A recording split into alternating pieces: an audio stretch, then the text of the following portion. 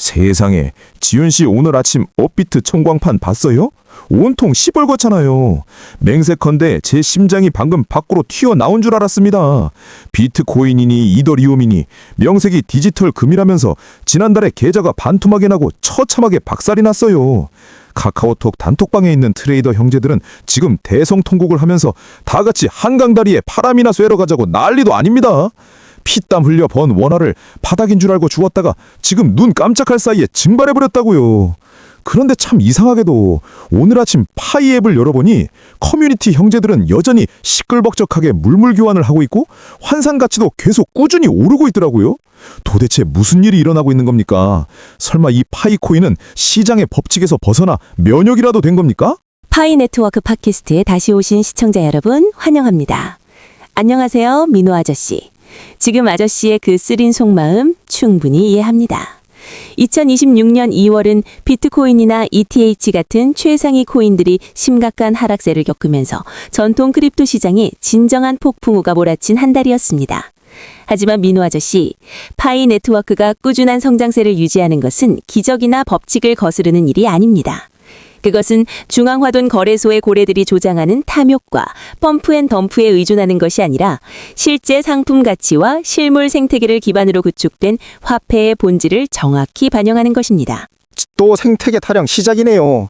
전 단타 치는 사람이라 아주 실용적입니다. 지갑에서 돈이 증발하는 걸 보면 그저 뼈가 시릴 뿐이라고요. 하지만 지윤 씨 말도 일리가 있긴 해요. 큰손 고래들이 시장을 조작하는 게 너무 악랄해서 우리 같은 개미들은 맨날 그들 유동성 바빠지 역할만 하잖아요. 근데 다시 생각해보면 파이가 가격 방어를 잘하는 건 커뮤니티 쪽수가 엄청나게 많아서 그런 것도 한몫하는 거 아닙니까? 어제 PC방에 갔더니 젊은 친구들이 열띠게 토론하면서 파이 네트워크가 이제 사방팔방으로 문어발처럼 뻗어나갔다고 하더라고요. 아저씨가 쓰신 쪽수가 많다는 표현으로는 현재 파이 네트워크의 거대한 규모를 다 담아내기엔 아직 부족합니다. 전 세계적으로 벌어지고 있는 실제 수치를 한번 살펴보죠. 최근 통계에 따르면 현재 전 세계 인구의 약 9%가 암호화폐를 보유하고 있으며 이는 약 7억 1,600만 명에 달합니다. 이것은 디지털 자산이 더 이상 소수의 트렌드나 투기꾼들의 장난감이 아니라는 사실을 증명합니다. 그것은 이미 진정한 경제가 되었습니다. 7억 2,600만 명이라고요? 그럼 길거리에서 10명을 만나면 그중 1명은 코인을 쥐고 있다는 소리네요. 규모가 정말 엄청나네요. 우리 한국 인구의 10몇 배나 되는 거잖아요.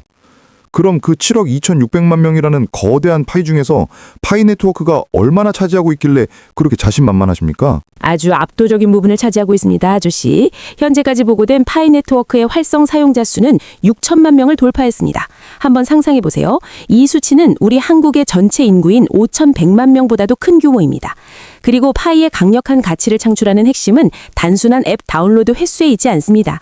무려 1,800만 명의 사용자가 그 까다로운 KYC, 고객 확인제도 신원 인증 절차를 통과하고 잔액을 메인넷으로 성공적으로 이전했습니다. 웹 3.0 경제에 참여하기 위한 단계를 완료한 실제 지갑수는 지금 이 분단위로도 계속해서 증가하고 있습니다. 잠시만요. 6천만 명의 사용자, 1,800만 명이 KYC를 통과했다고요? 아이고, 어쩐지 강남에서 소주 마실 때 늙은 친구놈들이 그렇게 입에 침이 마르도록 자랑하더라니. 그런데 말이죠. 1,800만 명이 KYC를 통과했다면서 저랑 강남에 있는 제 친구들은 왜 맨날 신청서가 계류 중인 겁니까?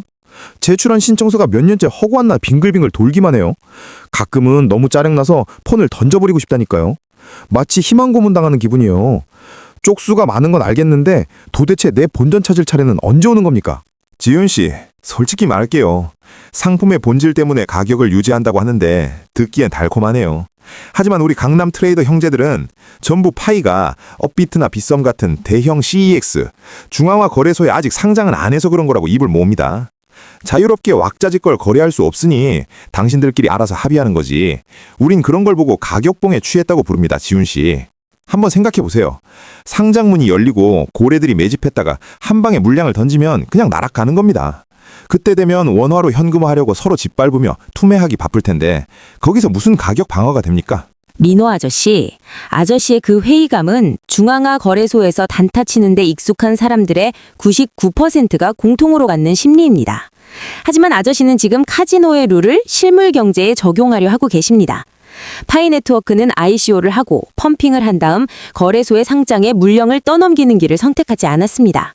왜 파이가 이번 폭락장에서 면역이 되었을까요?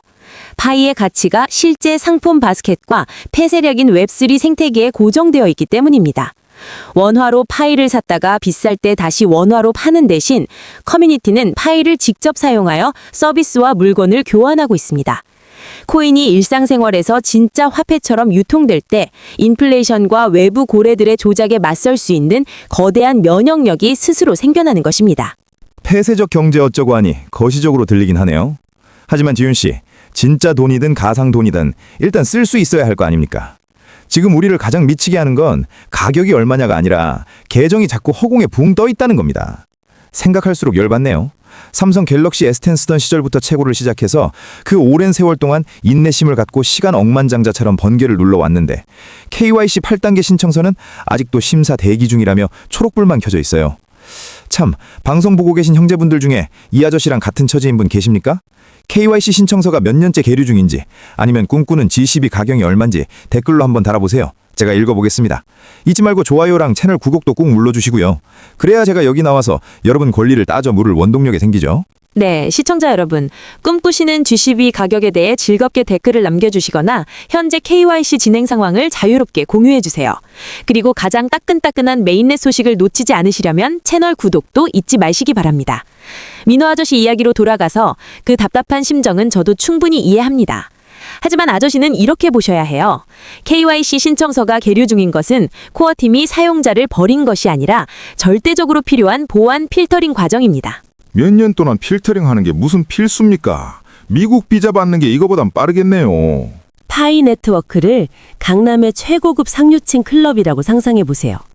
만약 경호원이 아무나 들어오게 문을 활짝 열어둔다면 불과 몇 분 만에 회방꾼과 사기꾼들로 가득 찰 것입니다.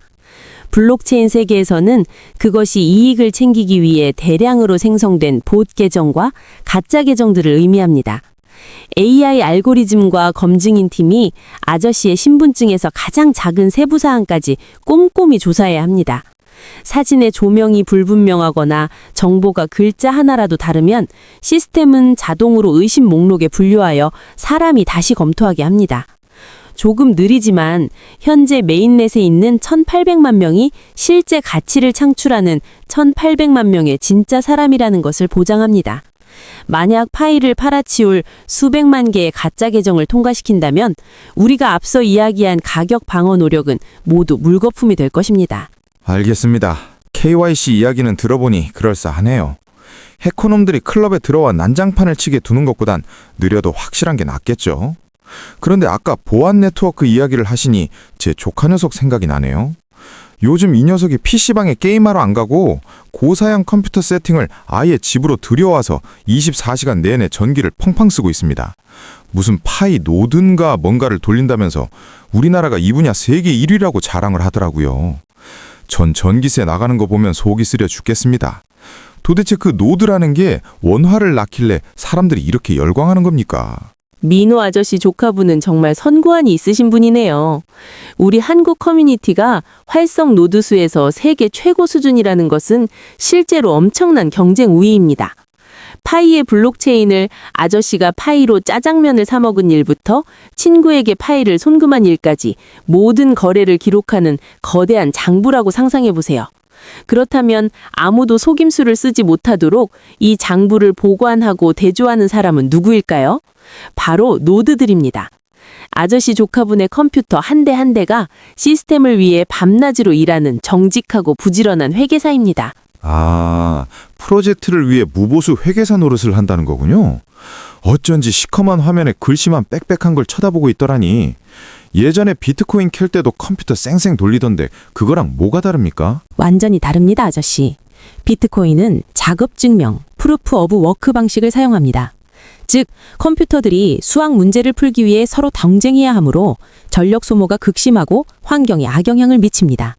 반면 파이 네트워크는 스텔라 합의 프로토콜, 줄여서 SCP를 사용합니다. 파이의 노드들은 수학 문제를 푸는 경쟁을 하지 않고 끊임없이 서로 소통하며 투표하여 어떤 거래가 유효한지 합의에 도달합니다. 한국의 초고속 인터넷 인프라와 강력한 IT 문화 덕분에 우리 파이오니어들은 최고의 품질을 갖춘 노드를 제공하여 파이 네트워크가 초당 수백만 건의 거래를 원활하고 절대적으로 안전하게 처리하도록 돕고 있습니다. 그것이 아저씨의 지갑을 보호하는 핵심적인 힘입니다. 지갑을 보호한다고요? 장난하십니까? 네트워크가 절대적으로 안전하다고 하셨는데 어제 제 카카오톡 단톡방에서는 형님들이 울고불고 난리가 났습니다. 오픈 메인넷을 기다리다 지친 나머지 자기들끼리 푹곡식을 팔아서 현금이나 챙기자며 암시장 거래를 하러 갔거든요. 그런데 맙소사 아침에 일어나서 앱을 열어보니 잔액이 깔끔하게 0이 되어 있더랍니다. 2019년부터 긁어모은 수천 파이가 허공으로 날아간 거죠. 이게 어떻게 된 일입니까? 시스템 오류가 아니면 누구 잘못이란 말입니까? 코어팀은 도대체 보안을 어떻게 하길래 형제들이 알거지가적에 내버려둡니까? 정말 안타까운 일입니다만 아저씨와 시청자분들이 명확히 이해하실 수 있도록 제가 진실을 직설적으로 말씀드려야겠습니다. 이 문제는 코어팀이나 블록체인 기술의 결함이 아니라 사용자 본인의 부주의와 탐욕에서 비롯된 것입니다. 웹3 세계에서 아저씨의 파이 지갑은 비수탁형 지갑입니다. 즉 그 금고의 열쇠인 24개의 비밀 문구를 쥐고 있는 사람은 오직 아저씨 자신 단 한 명뿐입니다. 파일을 비싸게 사주겠다고 유혹하는 낯선 웹사이트에 그 24개 단어를 복사해서 붙여넣거나 인터넷에 떠도는 쓰레기 같은 에어드랍 링크에 입력하는 순간 아저씨는 도둑에게 자기 집 열쇠를 친히 쥐어준 것과 같습니다. 세상에, 그 24개 단어가 유출되면 그냥 게임 끝이라는 소리네요. 경찰 사이버 수사대에 신고해서 코어팀한테 계정 좀 동결해달라고 부탁할 수는 없나요? 은행놈들은 그런 거 다 해주잖아요. 절대 불가능합니다, 아저씨. 블록체인의 불변성과 탈중앙화 특성은 니콜라스 박사나 개발팀을 포함한 그 누구도 사용자의 지갑을 동결하거나 개입할 권한이 없음을 의미합니다. 전통적인 은행과 달리 여기서는 아저씨 자신이 스스로의 은행입니다. 게다가 2026년으로 넘어오면서 함정은 그저 그런 싸구려 가짜 웹사이트 수준에 머물지 않습니다. 사기꾼들은 이제 AI 딥페이크 기술을 사용하여 커뮤니티 내 신뢰받는 인물의 얼굴과 목소리를 복제하고 심지어 직접 영상통화를 걸어 보안 코드를 읽도록 유도하기도 합니다. 이 정교한 가짜 이미지를 너무 맹신한 나머지 덫에 걸린 베테랑 파이오니어들도 많습니다. AI 딥페이크 이야기까지 들으니 소름이 돋네요. 지금 파이 지갑 지키는 게 국민은행 예금 통장 지키는 것보다 더 살떨리는 일이었군요. 하지만 지훈 씨, 보안을 아무리 철저하게 하고 금고를 훌륭하게 만들면 뭐합니까? 그 안에 든 게 뭔데요? 미역국 한 그릇도 못 사먹는 가상돈이라면 지킬 이유가 뭡니까? 솔직히 말해서 가끔은 이게 다 희망 고문 아닌가 싶습니다. 허구한 날 생태계 거리는데 진짜 묻고 싶네요. 제가 파일을 들고 명동에 나가면 우리 집 사람 줄 고급 화장품 세트를 살 수 있습니까? 아니면 주말에 가족들 태우고 바람 쐬러 갈 현대자동차로 바꿀 수 있나요? 민호 아저씨가 아직 현실 상황을 업데이트하지 못하셨네요. 우리는 지금 2026년 2월에 살고 있고 한국의 웹3 생태계 지도는 이미 완전히 바뀌었습니다. 멀리 갈 필요도 없이 당장 이태원이나 홍대만 가봐도 파이 결제를 환영한다는 간판을 내건 삼겹살집이 수두룩합니다. 불과 지난 주말에도 저는 부서 회식비를 파이 QR코드로 스캔해서 결제했는걸요. 명동에는 파이 지갑을 통합한 국내 화장품 매장도 널려 있습니다. 심지어 네트워크 내의 전자상거래 D앱에서는 파이오니어들이 용산 전자상가의 전자제품들을 불티나게 거래하고 있습니다. 희망 고문이라는 개념은 이미 오래전에 끝났습니다, 아저씨. 파이는 초기 암호화폐들이 실패했던 일, 즉 단순히 가격 조작을 기다리며 잠자고 있는 투기 자산이 아니라 일상생활에서 실제로 거래되는 진정한 화폐가 되는 일을 해내고 있습니다. 정말입니까? 며칠 전에 골목어기 고깃집 지나가다 파이 글씨가 적힌 동그란 간판을 보긴 했는데 전 그놈들이 호구들 꼬드기려고 로고 달아놓은 줄 알았죠. 알겠습니다. 파이로 삼겹살 먹고 화장품 산다는 건 믿을게요. 근데 지훈 씨, 은행에서 아파트 주택담보대출 이자를 파이로 받아줍니까? 우리 마누라는 마트도 가고 애들 학원비도 내야 한다고 매달 꼬박꼬박 원화를 내놓으라고 난립니다. 맨날 삼겹살만 먹고 살 수는 없잖아요. 팟캐스트 보고 계신 형제분들, 이 아저씨 말이 맞지 않습니까? 동의하시면 주저하지 마시고 당장 좋아요 누르시고 채널 구독도 부탁드립니다. 내친 김에 아래 댓글에 한번 남겨보세요. 만약 내일 당장 오픈 메인넷이 열린다면 여러분은 파일을 들고 물건을 사러 가시겠습니까? 아니면 저처럼 빚 갚으려고 당장 현금으로 다 던져버리시겠습니까? 편하게 농담 삼아 댓글 달아주세요. 제가 읽으면서 형제들과 헛헛한 마음이나 달래버립니다. 시청자들과 소통해주셔서 감사합니다, 민호 아저씨. 여러분 모두 댓글 많이 남겨주시고 저희를 응원하기 위해 채널 구독 버튼 누르는 것도 잊지 마세요. 아주 현실적이면서도 정당한 아저씨의 질문으로 돌아가 보죠. 언제쯤 원화로 바꿀 수 있나? 가장의 재정적 압박감, 저도 정말 잘 이해합니다. 오픈 메인넷이 열리면 파이와 법정화폐, 거래상을 지원하는 유동성 브릿지나 거래소가 반드시 생길 것입니다. 그때가 되면 아저씨는 파이를 팔아서 원화를 챙길 온전한 권리를 갖게 됩니다. 하지만 저는 아저씨가 이런 사고의 함정에 빠지지 않도록 조심하셨으면 합니다. 사고의 함정이라뇨? 내 돈 진짜 돈으로 바꿔서 쓰겠다는데 함정은 무슨 함정입니까? 단타 치는 사람들의 대다수는 코인을 던져서 법정화폐를 얻는다는 마인드를 가지고 있습니다. 즉, 파이를 원화로 바꾸기 위한 복권이나 중간 도구로 여기는 거죠. 하지만 네트워크의 원대한 비전은 파이 그 자체를 돈의 흐름으로 만드는 것입니다. 조금만 더 멀리 생각해 보세요. 언젠가 이마트가 파이를 받고 아이들 학교에서 파이를 받고 병원에서도 파이를 받는 날이 온다면 굳이 수수료를 내면서까지 파이를 원화로 바꿀 이유가 무엇이겠습니까? 오픈 메인넷의 진정한 유동성 전쟁은 어느 거래소가 가장 높은 가격에 팔아치우게 해주느냐가 아니라 어느 생태계가 자금의 흐름을 가장 오랫동안 붙잡아둘 수 있느냐에 달려 있습니다. 사람들이 더 이상 법정화폐로 투매할 필요성을 느끼지 못할 때, 그때가 바로 파이의 진정한 가치가 폭발하는 순간입니다. 파이를 들고 이마트에 가서 카트에 물건을 쓸어 담는 미래를 상상하니 제 온몸에 소름이 돋네요. 정말 그런 날이 온다면 거래소 놈들한테 수수료 뜯기고 국가의 가상자산 소득세까지 뜯기면서 원화로 바꿀 바보가 어디 있겠습니까? 하지만 지훈 씨, 저도 푹곡식 안 팔고 함부로 물량 안 던지고 꽉 쥐고 있기로 동의합니다. 근데 오픈 메인넷이 퍼질 때 앱이니 거래소니 서비스니 하는 것들이 우후죽순으로 쏟아질 거 아닙니까? 저같이 눈도 침침하고 손도 느린 늙은 단타꾼이 뭐가 진짜고 뭐가 방금 협박하신 딥페이크 사기인지 어떻게 구별한답니까? 제발 제 집 금고를 꽉 잠가둘 기본기 몇 개만 좀 알려주십시오. 민호 아저씨가 이 점을 꿰달으셨다니 정말 기쁩니다. 오픈 메인넷으로 넘어가는 이 전환기가 바로 진짜와 가짜가 뒤섞여 시장이 가장 혼란스러운 시기입니다. 살아남아서 5, 6년간 번개 버튼을 누른 결실을 지키려면 아저씨와 모든 파이오니어 분들은 다음의 산무 규칙을 반드시 외워주셔야 합니다. 이것은 절대적인 안전의 나침반입니다. 사무규칙이요? 무슨 군대 구호 같네요. 당장 받아 적어야겠습니다. 채널의 형제들도 펜과 종이 꺼내서 적으세요. 자, 첫 번째 문은 뭡니까? 첫 번째 무, 파이 브라우저의 공식 지갑 주소인 월레타 파이 이외의 장소에는 절대로 24개 비밀 문구, 패스프레이즈를 입력하지 마십시오.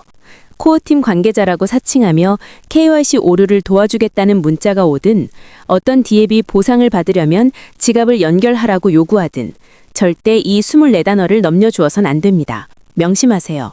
이 24단어는 단순한 로그인 비밀번호가 아닙니다.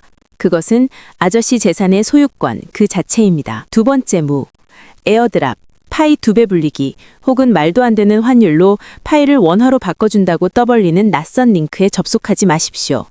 생태계의 승인을 받은 모든 합법적인 거래와 공식 디앱들은 파이 브라우저 생태계 안에 있습니다. 택시에 타기 전에 번호판을 꼼꼼히 살피는 것처럼 주소창의 URL을 주의 깊게 확인하는 습관을 들이세요. 정확합니다. 소탐대실이라고 제 친구들도 카카오톡 문자로 온 1000파이 무료 증정 링크 밟았다가 다들 골로 갔습니다. 그럼 세 번째 문은 뭔가요? 세 번째 무, 포모하지 마십시오. 즉, 기회를 놓칠까봐 두려워하지 마세요. 오픈 메인넷이 열리면 SNS에 엄청난 혼란을 야기하는 정보들이 쏟아질 겁니다. 이 거래소는 $100다. 저 거래소는 $300다. 누구는 차를 팔았다. 누구는 집을 샀다며 자랑을 해댈 겁니다. 마음이 조급해진다고 해서 신원도 불분명한 암시장 브로커들에게 파일을 넘기지 마세요.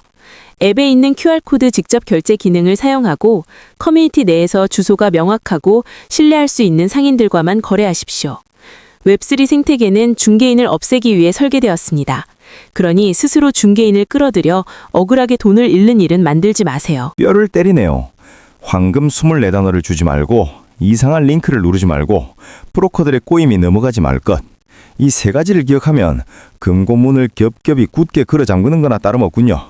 오늘 여기 나와서 지윤 씨와 한바탕 토론을 벌이고 나니 제 머릿속이 얼마나 맑아졌는지 모릅니다.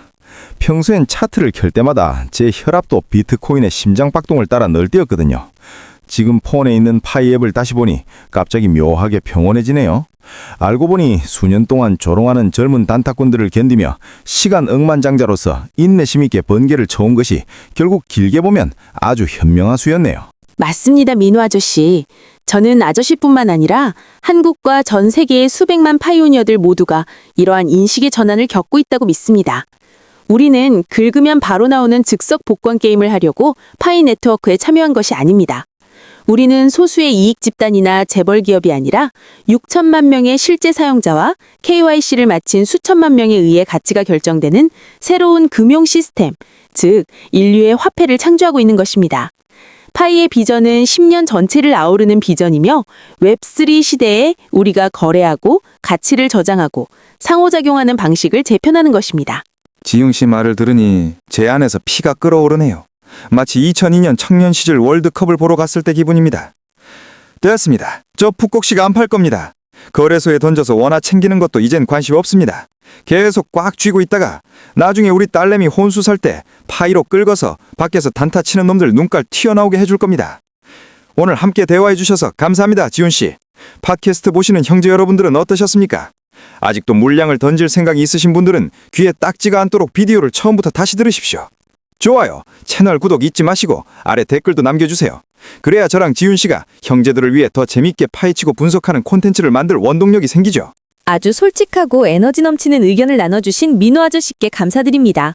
그리고 오늘 방송 시간 내내 파이 네트워크 팟캐스트와 함께해주신 시청자 여러분께도 감사드립니다. 믿음을 굳건히 지키시고 여러분의 파이 지갑을 단단히 보호하시어 오픈 메인넷이 가져다줄 거대한 가치의 물결을 맞이할 준비를 하시기 바랍니다.